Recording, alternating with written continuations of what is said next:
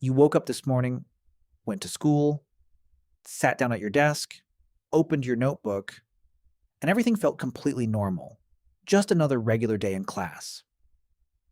The teacher started talking and talking and talking. The words on the board blurred together. Your eyelids got just a little heavy, and then suddenly, without any warning at all, your mouth started to open, slowly at first, then wider and wider, until your jaw dropped so far down you could feel it in your ears. Your eyes scrunched shut. Your whole face changed shape, and you let out the longest, most embarrassing, most unstoppable yawn of your entire life. Your eyes started watering like you were crying. Your body shook just slightly. That sound came out. Ha! Loud enough for the whole room to hear. And when you finally opened your eyes again, every single person in that classroom was already staring directly at you. The kid in the front row, the one by the window, even your best friend sitting right next to you. All of them, eyes wide, staring. But then something happened that made it so much worse and so much more fascinating at the same time, because one by one, starting from the left side of the room and moving like a slow wave to the right, every single one of those staring classmates opened their own mouths and started yawning too. Even the teacher, standing at the front of the room, mid-sentence, caught the yawn and couldn't stop it. So the question is, why do we even yawn in the first place? Scientists have been trying to answer this for decades, and for the longest time, the most popular theory was that yawning is your body pulling in a big rush of oxygen when your blood oxygen levels drop too low. It sounds completely reasonable. It sounds like exactly the kind of thing your body would do. And for years, almost everyone believed it. But then researchers actually tested it.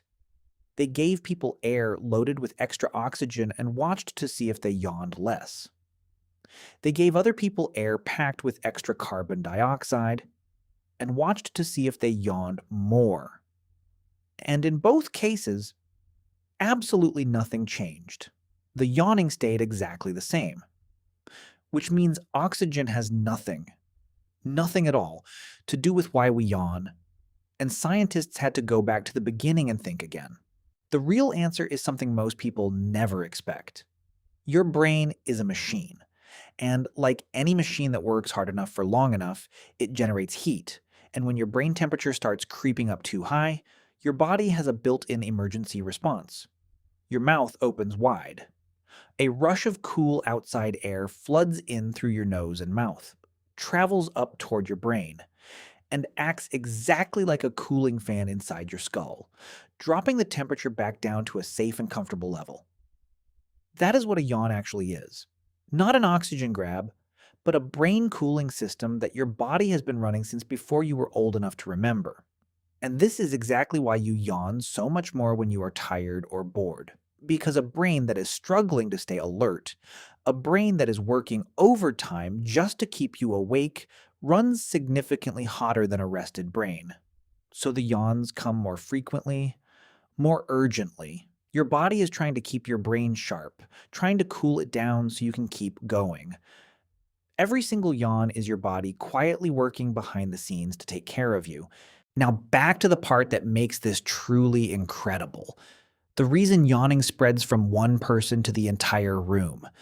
It turns out contagious yawning is directly connected to empathy, the ability to feel and mirror what the people around you are feeling. Your brain contains a special type of cell called mirror neurons, and their entire job is to reflect the actions and emotions of the people you are watching. When you see someone yawn, your mirror neurons fire.